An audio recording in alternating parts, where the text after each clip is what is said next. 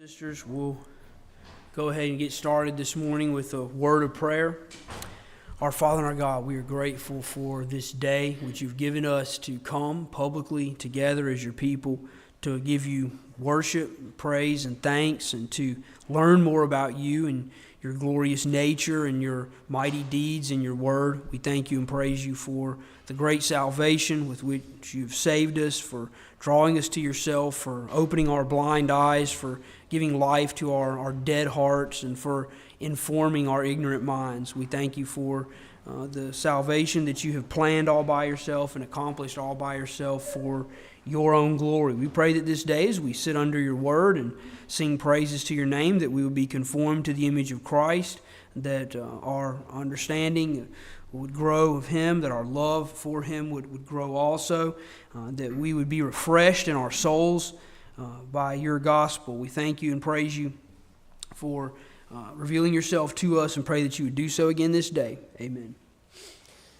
All right, Pastor Little asked me to do the great text from the book of Esther. I enjoy the book of Esther very much. There was a dear sister that used to be with us for a number of years, Miss Jackie Underwood, and me and her, we were always talking about different questions we had about the Bible, and so we started our own Bible study. We would actually come to church at 7:30 in the morning on Sundays and discuss different books of the Bible until the Sunday school time, and we went through several books, and Esther was one of them, and I always think about my sister when we go through this book and the things we discuss together. That book of Esther is fascinating. If you've never read it, it's a wonderful picture of the providence of God. It has multiple hallmarks of a classic story. You have the orphan girl, Esther, rise to a place of royalty. She's exalted to the position of queen in the greatest world power at the time, Persia. You have the dastardly villain in Haman with his secret plot. You have the cunning, the noble, the selfless Mordecai, who is seeking to serve the Lord in all that he does. And you have an epic battle in which the sons of the villain are all slain. The deliverance of God's people from harm, from genocide, really. And the sweet poetic justice when the villain is hanged on his own noose that he built. Esther's a great story. It's one of only two books in the entire Bible named after its female titular character, with Ruth being the other. Esther is also one of only two books in the entire Bible that do not mention God by any of his names. Song of Solomon is the other. Some would say that the beloved and such, those are titles for Christ. That's a whole nother sermon. Pastor Little's doing the great text on Song of Solomon, and I'm quite relieved.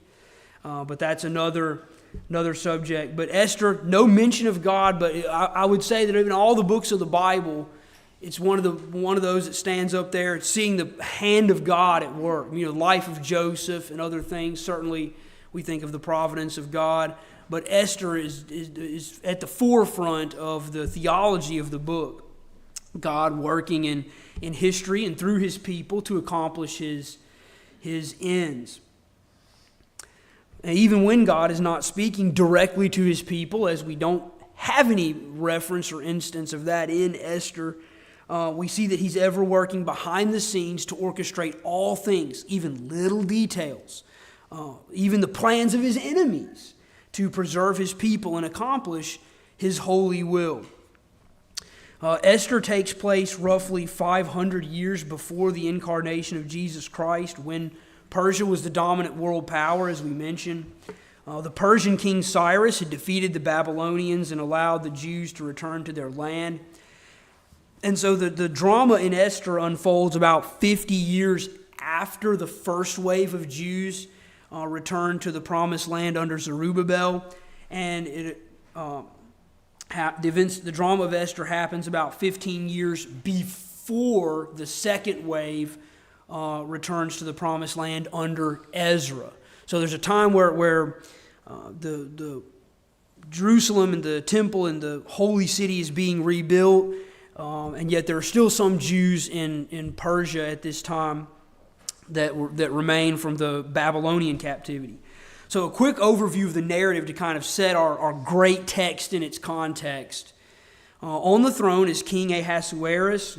Xerxes is his Greek name that he's probably more commonly known for.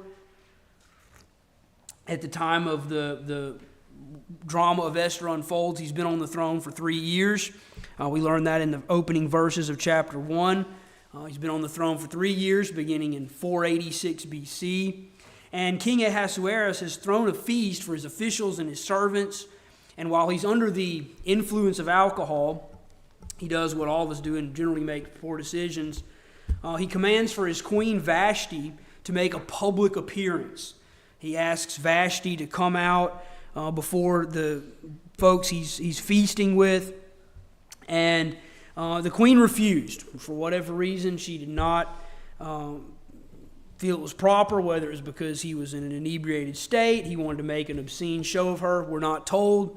She declines the king's request, and this angered the king, and his panel of advisors recommended that he just depose Vashti altogether, just get rid of her as queen, lest their own wives defy them, their husbands, as she had done. If the queen is emboldened to defy the king, then what is this going to do for the other women in the nation? So after a time, the king decides to replace Vashti, and a royal edict goes forth for all the young ladies to be gathered in the capital city, and the king will choose his next bride from among them.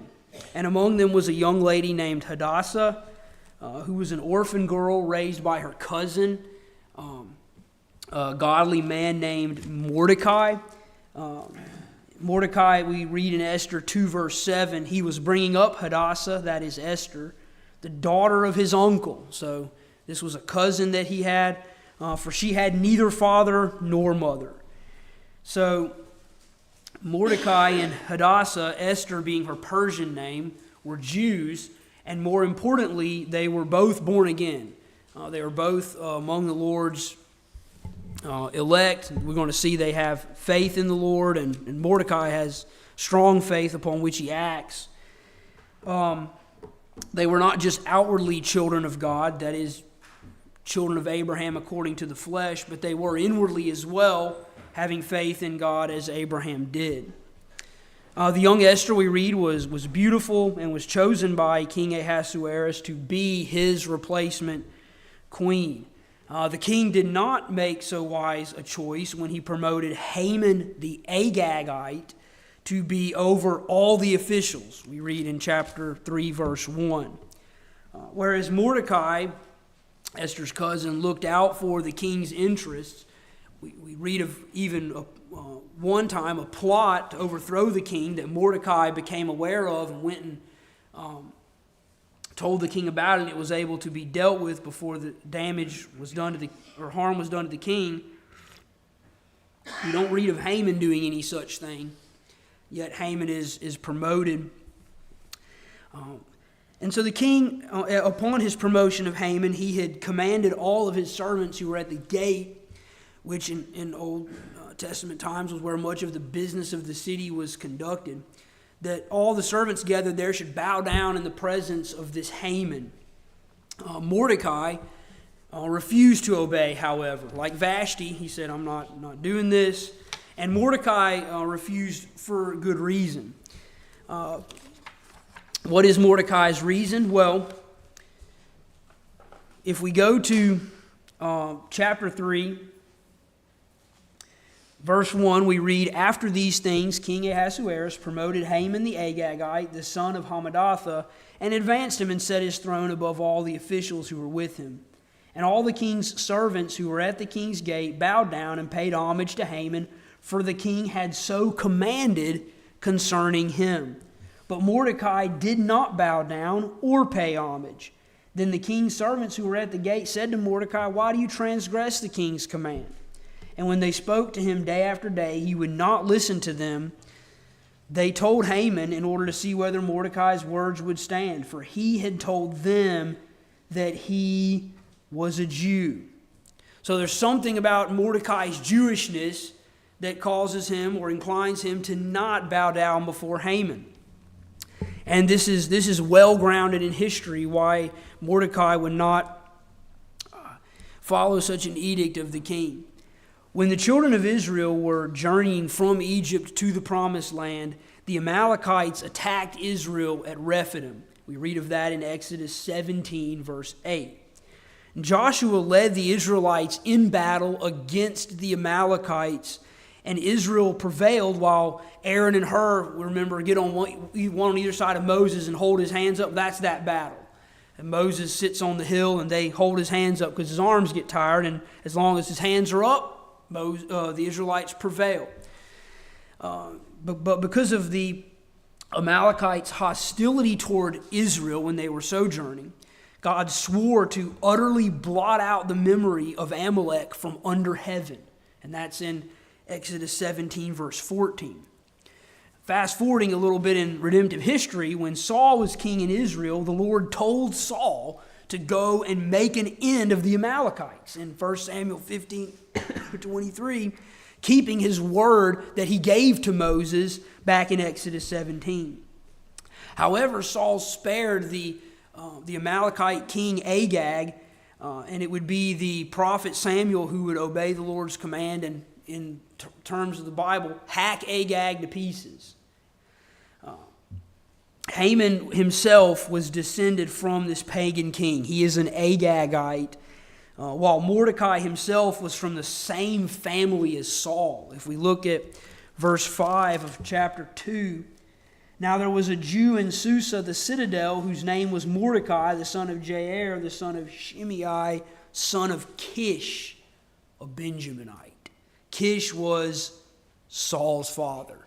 So Mordecai was from the same family of Saul, from one of Saul's siblings. So there was this rivalry here. The enmity between the Israelites and Amalekites had, by the time we get to Esther, existed for 1,000 years. There was this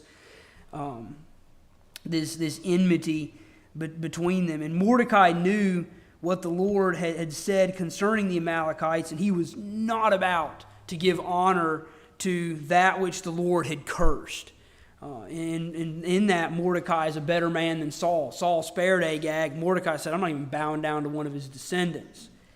But besides the bitter animosity between the Israelites and Amalekites that had existed for generations, Mordecai was not going to give an outward show of respect to a man who was inwardly corrupt. And everything we read about in the text that concerns Haman, we see this is an absolutely reprehensible individual. And this fact that Mordecai did not bow down to Haman bothered him, of course. His ego is the empire of Persia was big, but even Haman's ego was bigger. And it bothered him that Mordecai wasn't going to bow down to him. So he devised a plan to not only put Mordecai to death, but all the Jews. And so Haman's character is exposed. He's so narcissistic, he's willing to commit genocide because he feels disrespected by one man. So Haman devises a plan. He tells the king that those people over there, referring to the Jews, don't obey the king, when in fact it was only Mordecai that did not obey the king's command to bow. And so thereby he paints all the Israelites as insurrectionists against Persia. Well, how much is your pride worth to you? Haman had a price on his. He agreed to pay the king in chapter 3, verse 9. If it please the king, let it be decreed that they, the Hebrews, the Jews, the Israelites, that they be destroyed, and I will pay 10,000 talents of silver into the hands of those who have charge of the king's business, that they may put it into the king's treasuries. 10,000 talents. A talent was about 75 pounds of weight. So we're talking about 750,000 pounds of silver. Now, I know silver over the last month has spiked tremendously. Right as of the time of this message, it's sitting at around $48 an ounce. which is higher than it's been in a while. But at any rate, taking that figure, this is $576 million in silver in today's money. Just because one man wouldn't bow down. Haman's willing to fork over this much money. And the king gives approval to Haman's plan. Apparently he had this kind of money laying around. He was apparently very wealthy.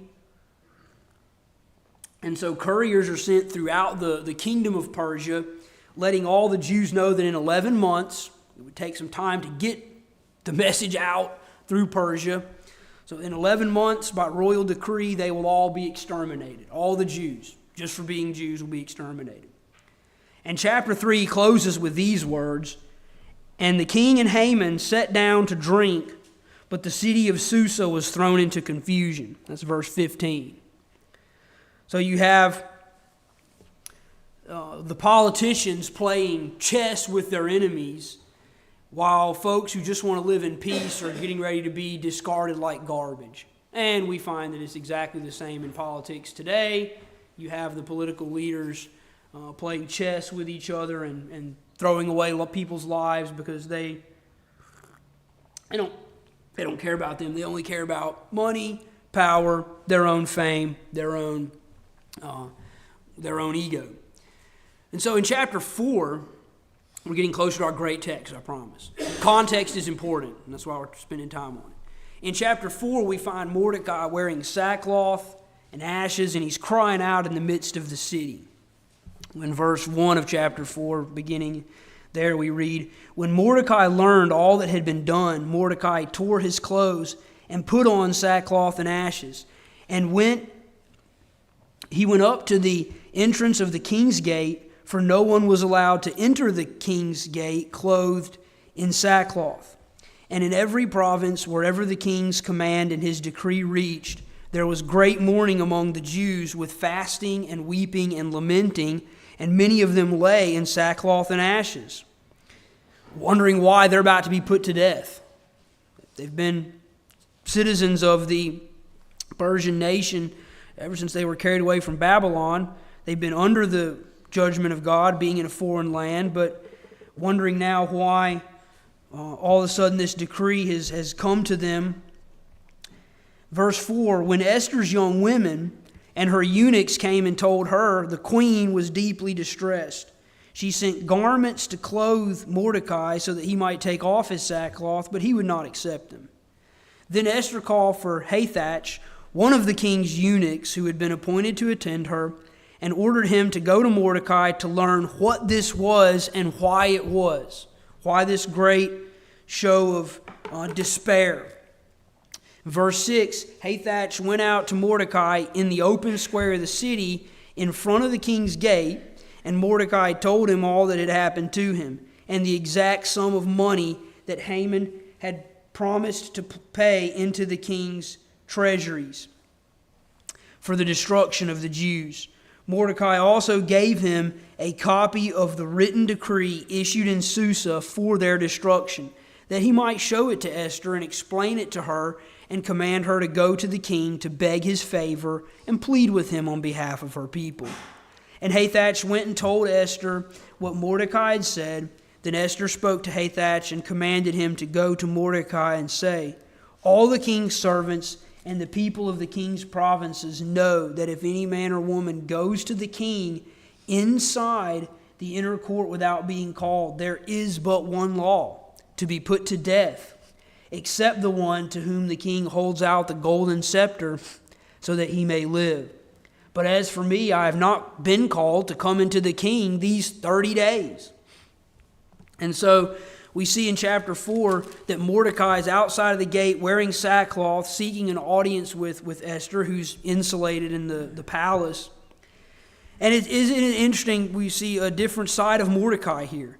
He's willing to obey the king's law that will not allow him to go beyond the king's gate clothed in sackcloth. He's fine obeying that law.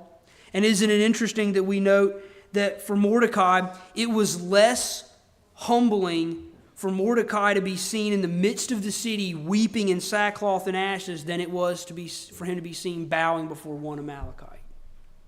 Mordecai has no problem grieving the great injustice that is about to befall the children of Israel. But he will not humble himself to bow before one of the sworn enemies of God and of his people, the Haman the Agagite. And so it was the Lord's will that Israel should remain on the earth until Messiah comes. And so here we have a man who is making plans and has sent out the decree for the plan to be enacted that all of the children of Israel are to be exterminated. They're to be destroyed. The very nation through whom Messiah will come.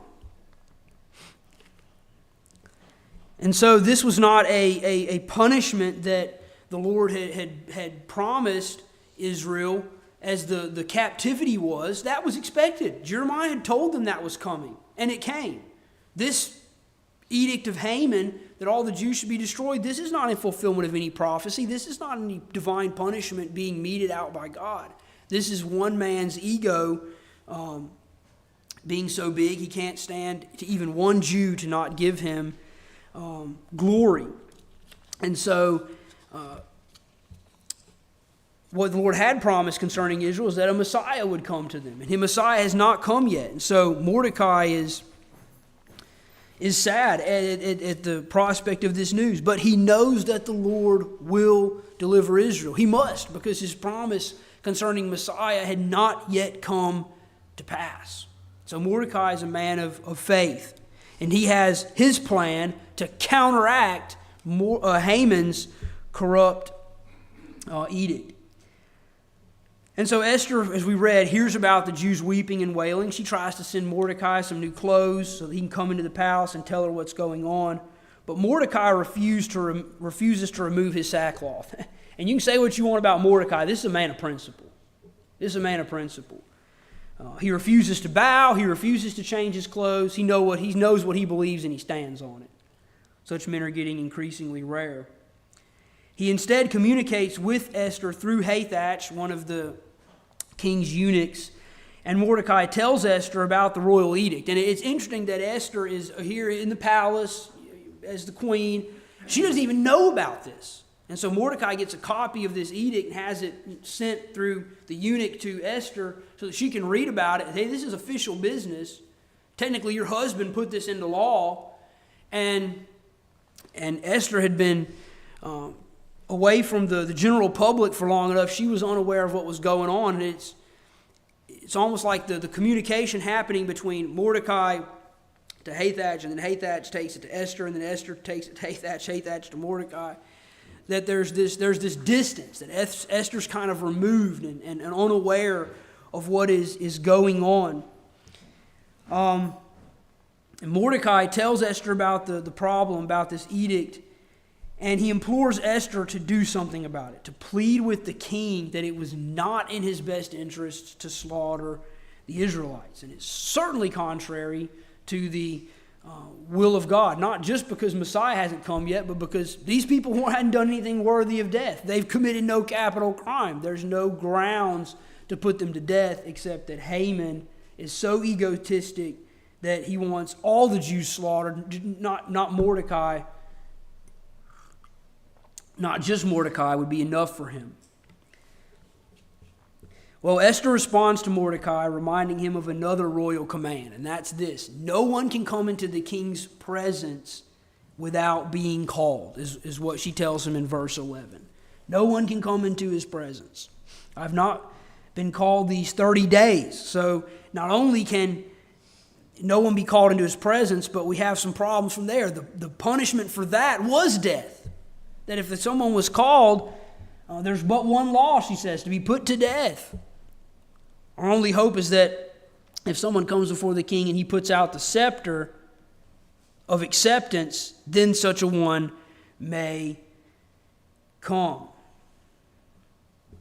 And this law, there's nothing necessarily wrong with this law. It's likely in place to protect the king from assassins, from just anybody thrusting themselves into the royal court and into the king's palace. This would be to protect him from assassins, from unwanted guests, to put it that way. It was also perhaps to maintain a sense of reverence before the king, that not just anybody could go into his presence and solicit the king for various things. So there was the death penalty that was attached to this law.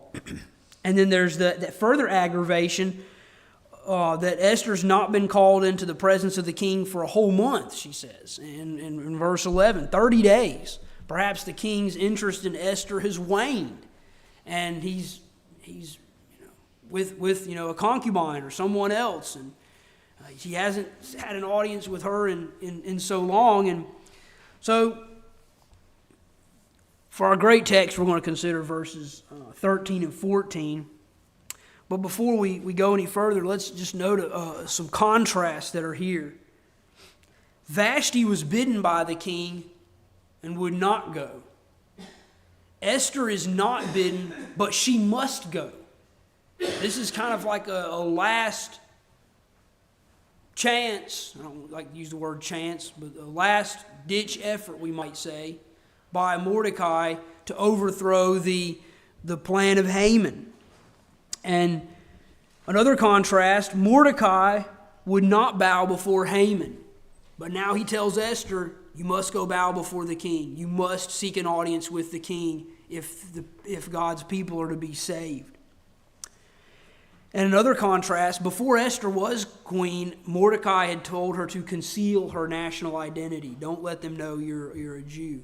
But now that she is queen, she must reveal it. She must tell the king, my people are under threat of being exterminated except you do something to counteract this decree that's gone forth for the Jews to be destroyed.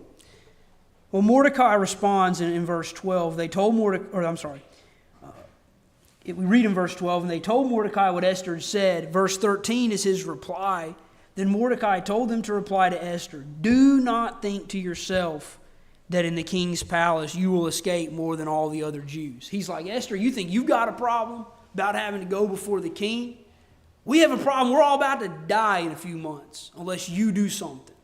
So think about somebody besides yourself. Don't be another Haman.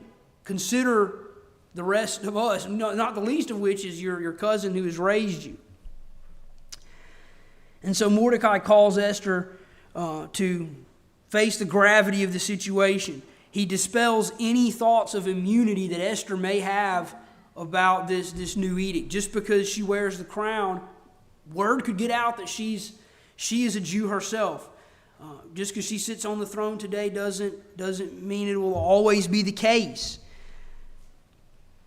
If Queen Esther sits by while her people are slaughtered about her, there's the likelihood that one or more of the Jews may betray Esther's ethnicity. They may be upset that she didn't do something to help the people, of some of the citizens of the land over which she was queen, and they might betray her and give away her identity. And so, despite her, that could happen. So, Esther needs to consider these things. Mordecai goes on in verse 14. For if you keep silent at this time, relief and deliverance will rise for the Jews from another place. But you and your father's house will perish. If the Jews were spared, God himself may still destroy her and her father's house as punishment for her not doing what was her duty before God to do, to protect his people, to serve his purposes. And Mordecai is not trying to save himself by throwing Esther to the wolves. He's not saying, well, I should have just bowed and we wouldn't even be in this predicament. He's not trying to throw Esther to the wolves and say, well, I don't really care if you die. He says this is the gravity of the matter, the seriousness of the matter. You have to go before the king, see what he will do about this edict. If Esther is slain for coming into the presence of the king without the king giving her an audience, the rest of the Jews are still doomed anyway. So this is kind of like in football terms, we might say a Hail Mary. I know it's a Catholic term and I'm a good Protestant, but I'm referring to it in strictly football terms, okay? Hail Mary, nothing religiously. But Mordecai has faith that relief and deliverance will rise from the Jews from somewhere. And he can make this based on the covenant that God has made, the promises of God that Messiah will come. Messiah hadn't come yet. He's still 500 years off. Mordecai doesn't know that, but he knows that he's coming at some point. And so Mordecai has faith that relief and deliverance will rise. Mordecai has no doubt that the Jews will be spared. But Mordecai is not a hyper-Calvinist either. Mordecai is going to use the means that are before him to use to accomplish the purposes of God. He's not going to sit back and say, well, God is over all things. I'm just going to sit back and see what he does. Maybe he'll rain some of these plagues down like Pharaoh got back in Moses' time. No, Mordecai takes action. And this is what people of faith do. They take action. They act on the promises of God. God's made this promise. Therefore, I'm not going to sit back and just wait to see how he will fulfill it. I'm going to do what I can to further the redemptive purposes of God along. And the church has exactly the same responsibilities today. We have the promises of God. He's going to save a people from every tribe, tongue, nation, land, all of the ethnic groups of the world. So based on that, we go and bring the gospel to these people. We send people to do these things. We support them as they're over there in the field. We pray for them. We publish works to help them grow and in their spiritual maturity. And so we have the promises of God, and so we act on them. We never, ever take the omnipotence and the sovereignty of God and use them as a license for inactivity, for sloth. That is an improper way to view these things. And Mordecai absolutely stands in contrast to that. He says, I know that relief and deliverance are going to come. And because I know that, I'm going to go take an avenue that I think is going to bring it about, make it happen and come to pass. He's not asking Esther to go before the king out of fear, but in faith. He urges Esther to go before the king because Mordecai knows God uses means to accomplish his purposes. His purposes are to send Messiah. Messiah hasn't come yet. Messiah is going to come through Israel. No Israel, no Messiah. That's how he knows relief's going to come.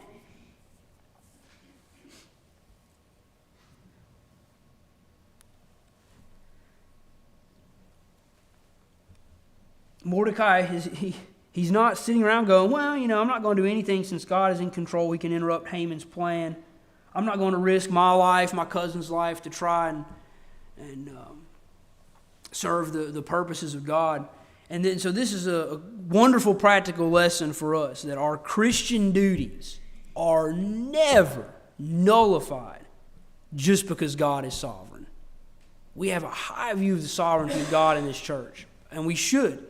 It's biblical. It's immensely comforting that God is sovereign. The most comforting Bible doctrine that I know of is that God is sovereign over all things. So I don't appreciate those who don't teach that. You are robbing God's people of their biblically based comfort. That we have a sovereign Father. Don't let anybody tell you different, my brothers and sisters. We serve a sovereign God. And so our Christian duties are never nullified, though, just because God is sovereign. Yes, can God miraculously act? Can God miraculously move in ways we don't expect him to? Sure. But we don't sit around and wait for those things to happen. We use the means that God has given us and obey the commands that God has given us, and then we leave results up to him. Mordecai is not sure that Esther's going to the king is going to work. He just says, I know it's going to come from somewhere. Relief and deliverance may rise from another place. It's going to arise from somewhere. But because I fear God and I love God and I want Messiah to come, I'm going to do what I can to further the purposes of God. Mordecai is a wonderful example for us. And we come to verse 14, which was when I think about the book of Esther, this is the verse that always comes to my mind. So when Pastor Little asked me to do a great text from Esther, I thought about it for about 1.5 seconds and knew I wanted to do this verse. Chapter 4, verse 14. Mordecai says through Hathach to Esther, "For if you keep silent at this time, relief and deliverance will rise from the Jews from another place, but you and your father's house will perish. And who knows whether you have not come to the kingdom for such a time as this." God may not be mentioned by name, but the who there and who knows is exactly God. God knows exactly why Esther has come to the kingdom. He knows that she's come for such a time as this. Mordecai, he's doing what he can to preserve the people of God. Not sure that his plan will work. God does know. God does know. And he's raised Esther up for this purpose. Who knows whether you have not come to the kingdom? Come to the kingdom. What was Esther's path to the kingdom? She was born into a nation in exile that had been taken captive first by the Babylonians, and then they were overtaken by the Persians. Mercilessly, no conqueror exterminated the Jews. They were spared twice. She was born into a captive nation, and in that captive nation, she lost both of her parents. She was an orphan girl. But the Lord kept her safe. He supplied her with a cousin in Mordecai, a godly man, who raised Esther up to love and fear the Lord. He would lead her and guide her in paths of righteousness as set forth in the law of God. Mordecai raised this girl up, though not his own. And he has seen this once orphaned girl in a captive nation made queen over the mightiest empire on earth. You've come to the kingdom for such a time as this. Esther's path to the kingdom. All of that is in view here in this statement of Mordecai to his cousin. No doubt he was proud of her, as he should have been. But he sees the end for which he raised her. She still has opportunity to make her cousin proud, and more importantly, to obey God.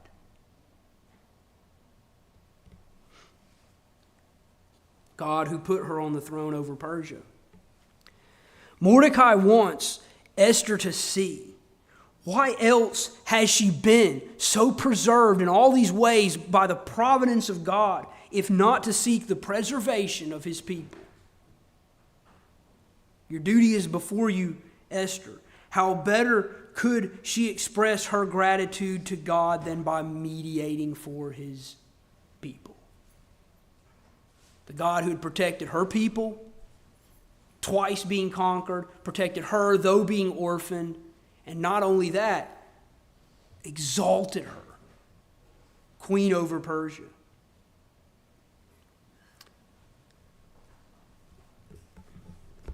And so, Thomas McCree, in his lectures upon the book of Esther, writes, when any special opportunity or serving God and our generation presents itself, we should beware of letting it slip or excusing ourselves, for an account will be exacted of us, and exacted with impartiality.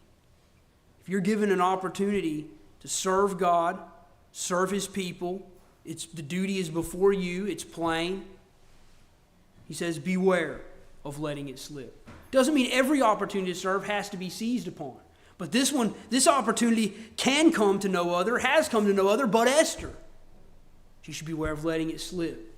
Well, I just didn't know that the king was going to accept me, so I let the Jews be exterminated because I was too afraid. And no, we act in faith, not in fear. And so, even though we are not kings and queens over nations, we have positions that we're all placed in, various domestic, civil, ecclesiastical positions that we are all in God's earth. We have relationships that we have with others. We have our possessions as well. Positions, possessions, relations, all these things.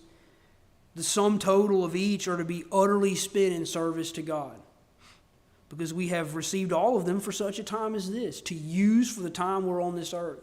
So when God makes our duties plain to us, we act in fear, in faith, and not in fear. And Esther would. She She got what Mordecai wanted her to get. She picked up what Mordecai was setting down. And she did go to the king. And he did give her an audience. Multiple times, actually. There was a couple times Esther said, well, have a feast, and I'll talk with you about what I really want to talk about at the feast. And so Esther had a couple of feasts with the king and with Haman, and eventually it comes out that Esther gets right down to the heart of the matter and says, my people are threatened to be exterminated. And the king said, well, who did this? This is ridiculous. And Esther, in the ESV, it says in chapter 7, verse 6, a foe and an enemy, this wicked Haman, called him out by name to his face. This is not a fearful queen.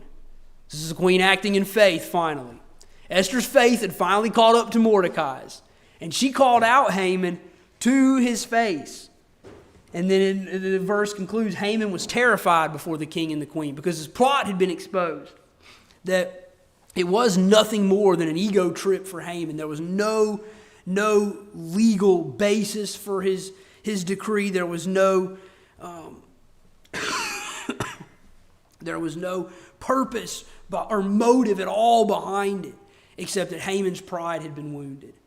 And so the king, of course, has Haman hanged on his own gallows. Beautiful poetic justice. God is not mocked. God is not mocked. If you set yourself against God and against his people, you have exactly the kind of end as Haman to expect.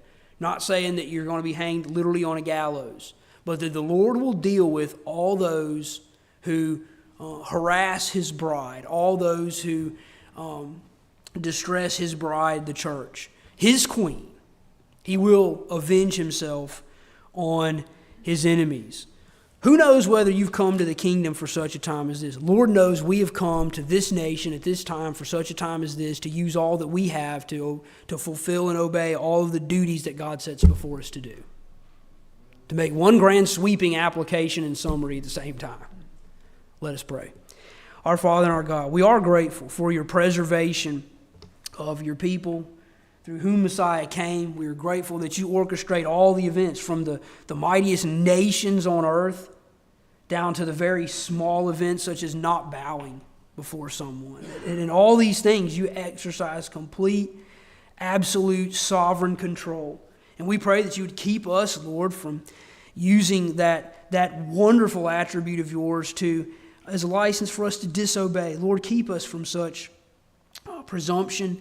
Lord, help us to see your sovereign power as a motivation for going forth and for obeying the commands that you've given to us, for seizing upon the opportunities that you set before us to obey you and to serve you.